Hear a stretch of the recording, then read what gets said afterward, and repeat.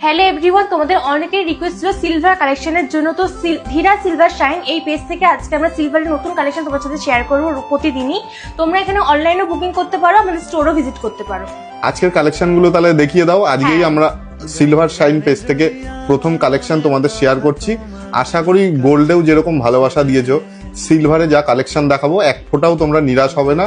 সব থেকে top collection গুলোই তোমাদের দেখাবো। ধীরা সিলভার শাইনে তোমাদের ফার্স্ট কালেকশন আমি শেয়ার করে দিচ্ছি, দেখে নাও।